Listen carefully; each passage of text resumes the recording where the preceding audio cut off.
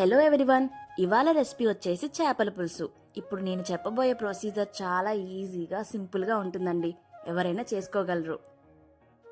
బాగా క్లీన్ చేసి పెట్టుకున్న ఫిష్లోకి 1 స్పూన్ కారం, 1 స్పూన్ ఉప్పు, అలాగే చిటికెడు పసుపు వేసుకొని 2 టేబుల్ స్పూన్ ఆయిల్ వేసుకొని బాగా మిక్స్ చేసుకొని ఫిష్కి బాగా పట్టించాలి.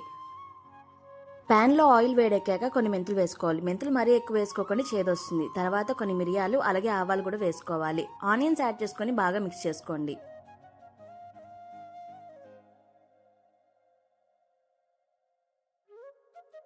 గ్రీన్ చిల్లీ కూడా యాడ్ చేసుకొని బాగా మిక్స్ చేసిన తర్వాత 2 tablespoon ginger garlic paste add చేసుకొని కూడా బాగా మిక్స్ చేసుకోండి, పచ్చివాసన పోయే వరకు.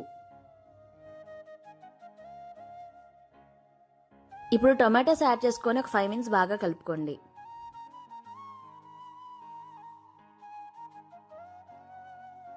ఫైవ్ మినిట్స్ తర్వాత ఒక 1/2 టేబుల్ స్పూన్ పసుపు వేసుకొని బాగా మిక్స్ చేసుకోండి. ఇప్పుడు 2 స్పూన్స్ కారం అలాగే 1 స్పూన్ ఆఫ్ సాల్ట్ యాడ్ చేసుకొని బాగా కలుపుకోండి.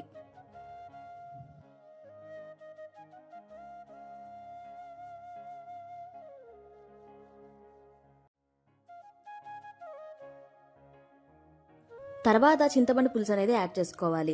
మీకు పులుసు ఎంత థిక్నెస్లో కావాలో చూసుకొని దాన్ని బట్టి మీరు వాటర్ అనేది యాడ్ చేసుకోండి.